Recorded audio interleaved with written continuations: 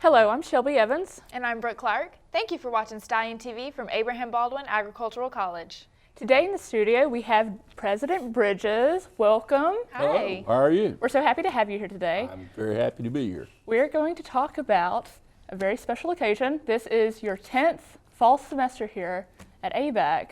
How does it feel? Old. No, actually I had to kind of think through that. I really hadn't thought about it.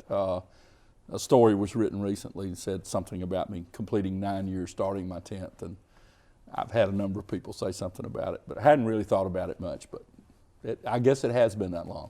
And what does it feel like, or what do you recognize as the biggest difference between your first fall semester in 2006 and your fall semester starting now? Well, I think the institution has come a long way. We're really, recently I gave a speech and had a little simple chart that listed some of the differences now and then. Mm-hmm. And you know, we have become a college that has approximately the same number of total students that we had when I arrived here in 2006, but now we have more than a third of our students are in bachelor's degree programs, whereas when I came here in 2006 there were none. Mm-hmm. And we have a larger faculty, a more diverse faculty than we had when I arrived. And I think the breakdown and sort of demographic profile of the students who are now attending ABAC is considerably different than it was 9 years ago. Sure. So we have the new science building and construction outside, Mm-hmm. which I know as a biology major I'm excited about, but there are also plans for a wellness building and renovations to Carlton and Branch. So which ABAC construction project are you most looking forward to this year? Well, I'm looking forward to getting the science building, the lab science building finished, because that really has been it's beyond the need. It's been sort of a crisis situation for us for several years. So it's taken a while to get it there, and this is just phase one. It really doesn't provide much space for growth. It really is a replacement of the antiquated lab space we have. So that one is a high priority, but the others are equally important to many other people. Sure, and I was wondering, you were a student at ABAC in 1978, and so I was wondering, as a student then and being president now, what do you see as the biggest differences, or what do you think the student experience is different like now? Well, we constantly talk about the things we want to change and things we don't want to change. So, for example, things we want to change was I took chemistry in Gray Hall just as students do now. That really needs to change. It was a really bad building in the 70s and nothing's really been done to it, so you can imagine what it's like now. But there are things we do not want to change, and one of those things is sort of the closeness of the campus, the family atmosphere of the campus. I think that's a real attractive point for many students, is that it's a small campus where you can get to know people, get to know faculty, you can experience mentorship and sorts of things. So those are things we don't want to change. The things we do want to change are the nature of our programs and the reasons why students choose to come here. We don't want students to come to Abraham Baldwin Agricultural College because it's the easiest place to go or maybe their only option. We want the college to be populated with students who have chosen this as their place for their life-changing educational experience, and that's what we keep working toward. So in your 9 years as president here, a lot of the programs and different degrees and things like that have changed over the years. Which change are you most proud of? The launch of bachelor's degrees, because that changes the whole character of the institution. As I said, it gives you a different sort of demographic group of students. I feel like we have a large number of students now who come here with a real goal of completing a bachelor's degree, an expectation of staying here 4 years, possibly 5, but that's the end point, rather than having so many students who come not really, this is a beginning point, but they really don't know exactly where they want to go and how. So I think that's probably the thing that changes the complexion of the campus more than anything else, because I think it changes faculty. I mean, you have faculty who now want to see students through the process to complete. You know, Tom Grant wants to see people complete a communications training program and go out into the world and be successful, which is somewhat of a different goal than completing the first 2 years and then moving on somewhere else. Right. Sure. Would you consider that your most noteworthy accomplishment here?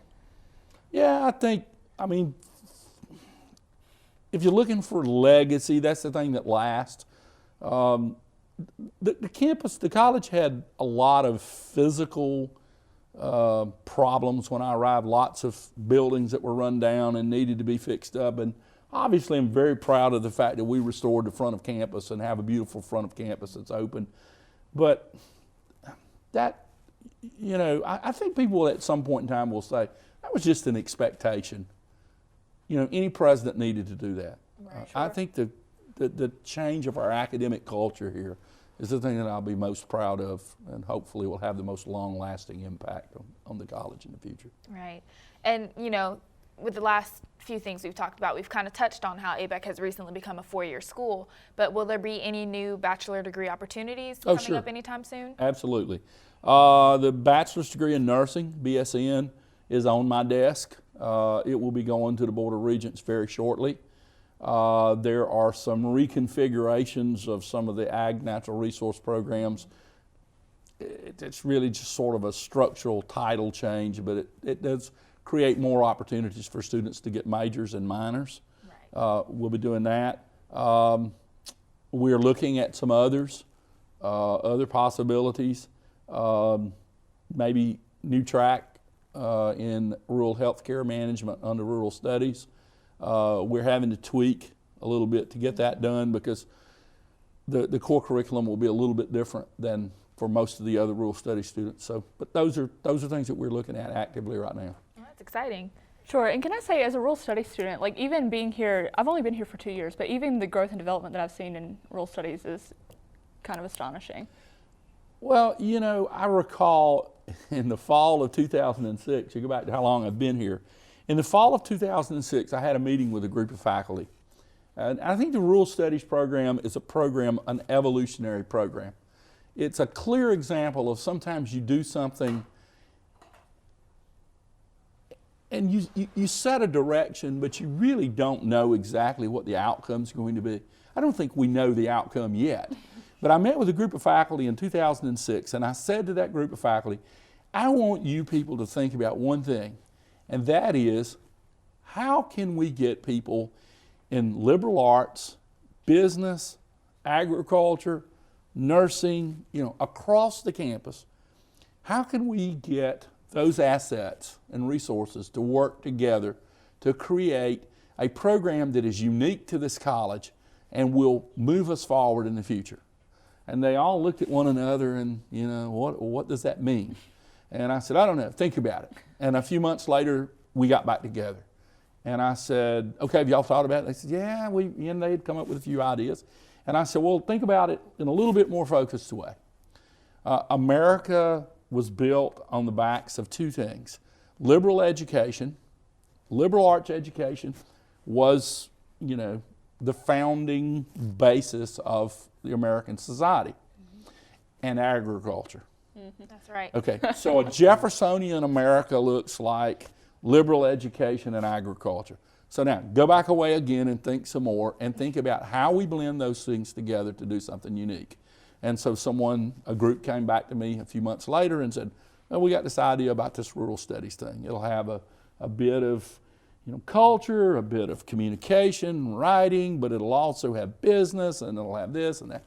And so, you know, there we have it. And what we have today is not precisely what we had in 2009 when we started. We've made some adjustments. I bet we'll make some more. I don't know what. Okay, so we've talked about sort of the past of ABAC and how it's evolved, and so now I'm wondering what's the future of ABAC? What's on the horizon? You mentioned the nursing program, and you mentioned 50th anniversary. There's 50th anniversary of the nursing program this year at ABAC. Yeah. Well, we do plan to submit the BSN proposal to the Board of Regents very soon, and that one should go very quickly. We've done everything that we need to do.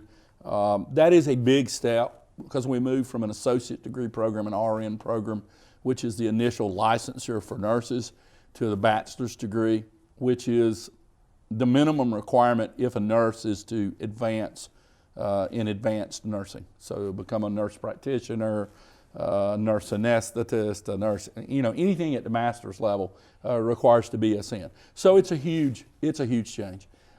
This academic year does represent the 50th anniversary year of nursing at ABAC. In 1966, someone made a brilliant decision to take the college into the nursing field. We have a study underway right now to try to ascertain what has been the total economic impact of ABAC nursing over 50 years. And so we're going back and we're looking at how many graduates were produced, how many have worked, compiling earnings. We did a survey a few years ago about where nurses work, and we know that a very large percentage of the nurses who graduate from our nursing program stay within a 50-mile radius of Tifton. So it's a huge economic impact. It's a huge contribution to health care in this rural part of the state, and it's a really large academic program with 280 seats in the School of Nursing, which makes it one of the largest nursing programs in the state. And what will that mean for current nursing students? It'll mean that they'll have the opportunity when they complete the associate degree and licensure as an RN, then it will be an RN to BSN bridge program is what it's called. So when they complete the associate degree and the RN licensure, then they can stay for the additional 2 years of study and they will have a bachelor's degree in nursing. Wow, that's excellent. Yeah, so big step. We've talked about, you're about to begin your 10th fall semester and things, and it's actually pretty unusual for a president to stay in an institution for 9 years, for that long. So you ready for me to go? I'm not. No, we love having you here. But, just wondering, what is it that has kept you here at ABAC? And, how do you kind of think that extended time here has affected the college? Well, there's an old saying, I am the longest serving president in the university system now. It is unusual. Tenure of presidents is typically somewhat shorter than that. I like to think I'm a good fit, being an alumnus, having worked in the agricultural fields my entire career. So I think I have been a good fit at a good time. But there's an old saying, that goes something like, you always hope that someone knows it's time for them to leave before everybody else knows it's time for them to leave. I do keep that in my mind, and there is a such thing as staying too long. But there are a few things I think that I can still get done and would like to get done before I go on to whatever life's next venture is, which I don't know what it is. I really don't look for those things. They tend to pop up at the right time. And so a few other things I'd like to get done. I'd like to get a little bit more well-rounded suite of bachelor's degree offerings for the college. I think we are leaving a lot of students on the table, if you will, because their discipline's not represented.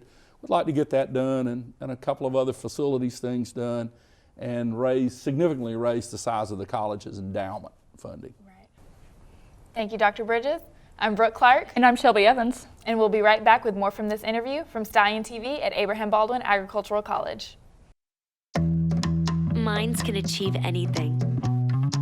We make sure they get to college. Federal student aid provides more than $150 billion in grants, loans, and work-study funds to make college possible for anyone with the mind to get there. Because if given the chance, minds will do great things. Federal Student Aid, proud sponsor of the American Mind. Learn more about money for college at studentaid.gov. I'm going to be the first in my family to graduate college. I'm going to pass chemistry, and I'll take it from there. I'm going to do what makes me happy. I'm going to work hard. Be independent. Live large. Make the most of every opportunity. I knew I wanted to go to college. But figuring out how to pay for it, I didn't have a clue. The U.S. Department of Education has over $100 billion. That's a lot of money to help students pay for college. And the free application? You mean the FAFSA? I did it online. It was easy. I'm never giving up on my goals. I will make a difference. I'm going to find out how to pay for college. I'm going to college.gov.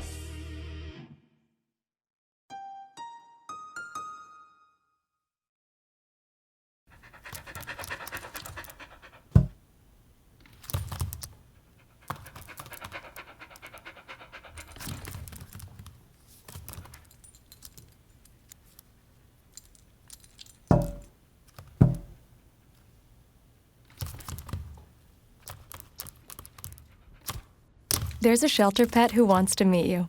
Meet one today. Visit theshelterpetproject.org. Adopt.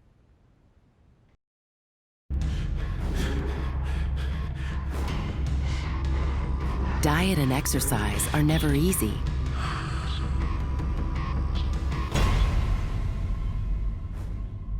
Then again, neither is dying. Sadly, type 2 diabetes, heart disease, and stroke kill nearly 1 million people a year. Most of these deaths could be prevented. Please, talk to your doctor about your risk for diabetes and heart disease. And if your doctor recommends lifestyle changes or medication, listen. The reason so many die is because not enough are willing to change. You can stop it, starting right now. It's your life. Listen to your doctor. Eat better. Get moving.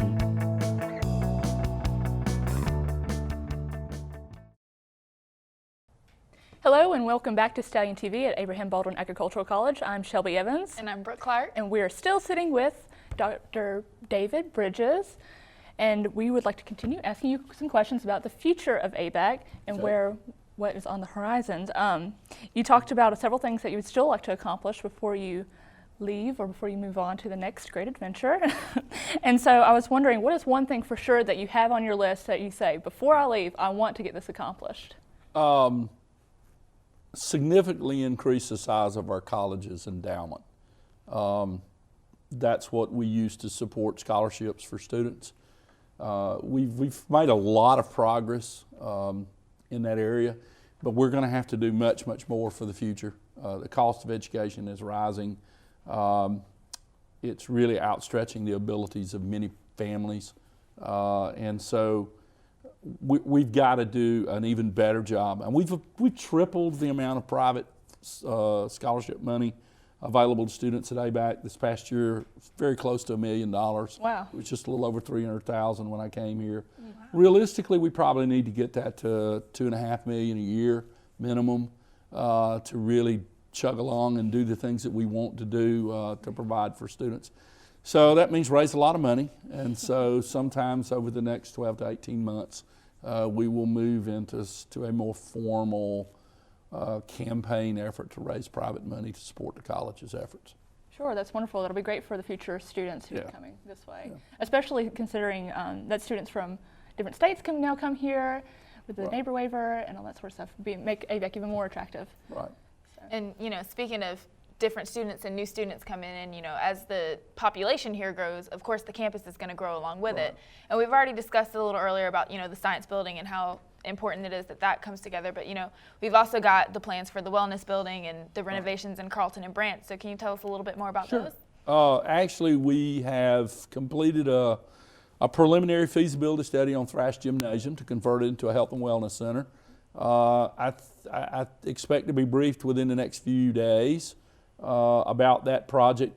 The timeline on that is to have it complete before school starts in August of 16. So 1 year from now, that should be completed, which means we've got to get started very quickly. Right. And so I think the timeline that was set by Vice President Willis is for us to be ready to contract with an architect for final design by September 1, so that we can get started on construction sometimes right after the first of the year in January.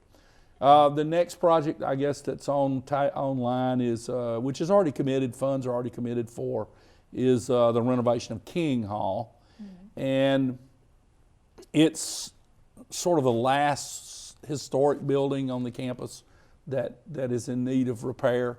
And it will be a facelift internally. Mm-hmm. It will continue to be used what it's used for today, for classroom instruction primarily, with a limited number of offices. But it is an historic building that was built by the WPA, and so the character of the building will not change. There are a few features on the outside that have been changed over the years that will be put back in original condition. The big change will be there'll be an elevator and handicap accessible restrooms and those sorts of things. Wonderful. That's what I was wondering about. And so that one starts. That one actually should start pretty soon. Preparation for it, and the work is scheduled to begin the day after this spring semester ends, with a 65 to 70 day construction period, so that it'll be ready to go when school starts back in August. And then Carlton and Lamar Branch, we just submitted the feasibility studies for those two buildings, and we hope that the chancellor will put the design money in this next year's budget to hire an architectural firm and bring people in to do the final planning, with construction starting the following year on those two buildings. No, that'll be great, because Branch and Carlton, I mean, that's the library and the student centers, and we're always in and out of here and things like that, so it'll be nice to see some. Well, those historical uses are going to be somewhat flip-flopped. The current plan, unless it changes, is that Carlton Center will become the learning center, student center, actually may have retail, may even have the bookstore here.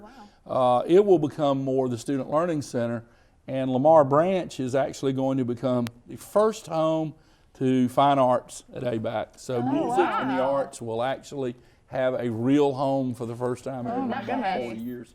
So, there may be communications. I'm not sure exactly where that one's going to go, but that's sort of the general plan right now.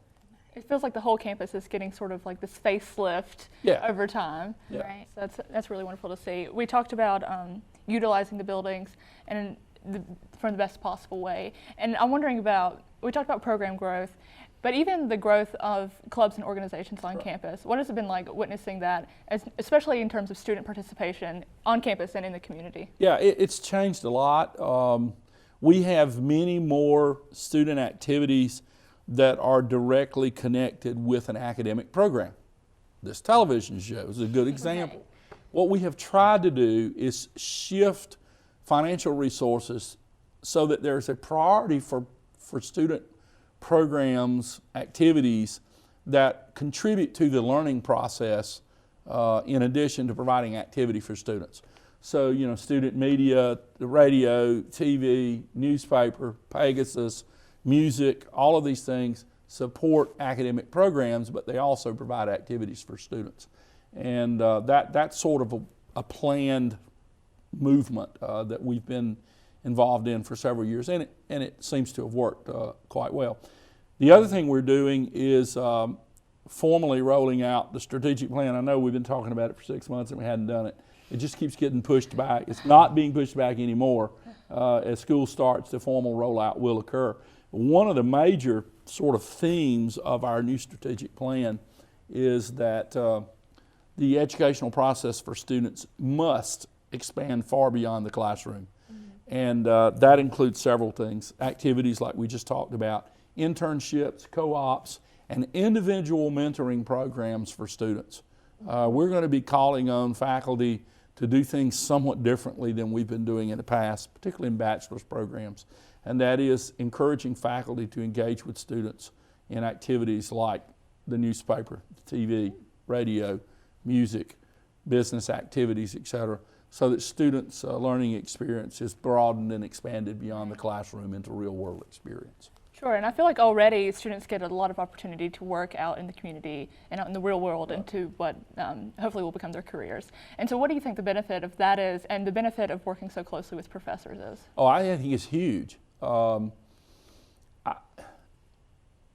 You hear this conversation about, I don't want to be a number. Students don't want to be a number. I don't think students want to just be a student either, if student is defined as sitting in a classroom and being lectured to. Right.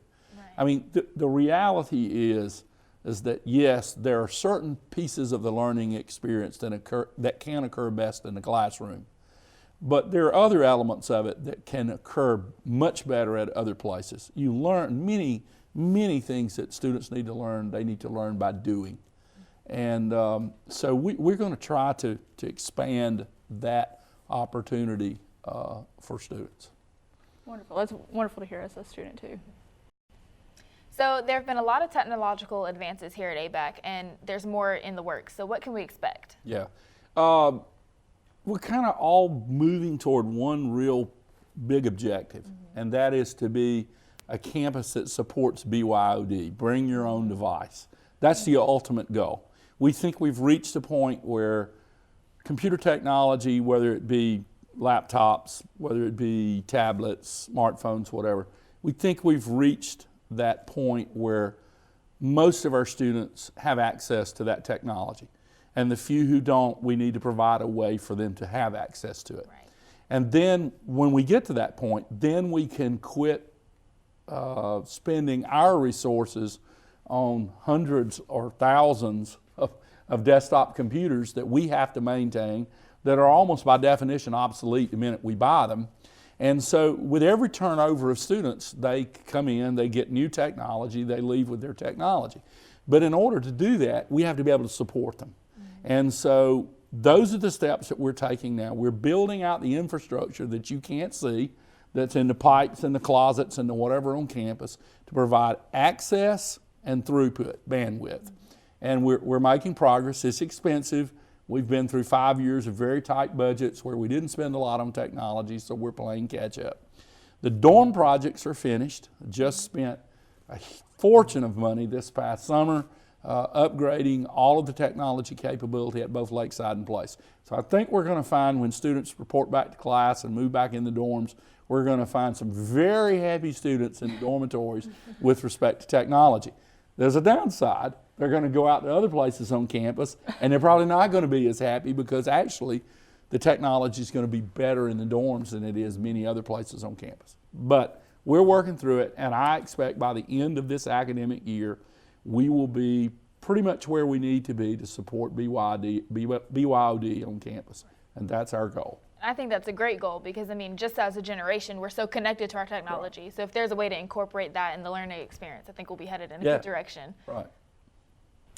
And finally, I was curious about the deans of our programs here because we have one new dean that just completed a wonderful year here, and a couple of our deans are exiting from the business school. And so wondering, how do you think that'll affect the future of ABAC? Yeah. So, you know, I've been asked questions about the Stafford School of Business. 4 years ago, we had a departure point where we had to leave behind what we had done in business and create a quite different future for business. A lot had to be done in a short period of time. So we went outside the normal academic world and recruited a husband and wife team who have many years of experience in business, entrepreneurship, very successful, not only in business, but success in creating businesses working with young people. And so we hired Susan and Dale Driscoll as co-deans at the Stafford School of Business. As some people know, Susan went on leave in January and has been on leave from January through the end of June on her next private business venture. And we certainly wished her well. She had more than fulfilled her commitment to us during this transition period. Dale has remained in force and will continue to do so, but has expressed a desire to also go back to the business world, at least on a part-time basis. And so we are beginning to sort of wrap up this transition period that they so wonderfully orchestrated. They've done a fabulous job. They're not going away totally. They're still going to be involved with the Stafford School of Business, but more directly with mentoring students, coaching students, and helping lead students in creating their own businesses. And so we are now in the process of hiring the next dean for the Stafford School of Business. And so what I've said to people in the last few weeks is, this is not a sad time. I mean, we love the Driscolls. They've done a wonderful job, but they have more than fulfilled the commitment that they made to us. They have generously agreed to stay on a part-time basis to continue working with students.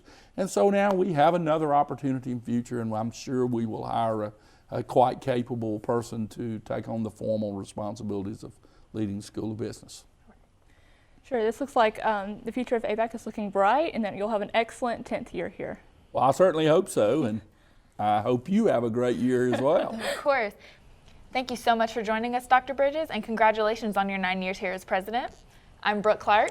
And I'm Shelby Evans. You've been watching Stallion TV at Abraham Baldwin Agricultural College. Tune in 2 weeks for a new show.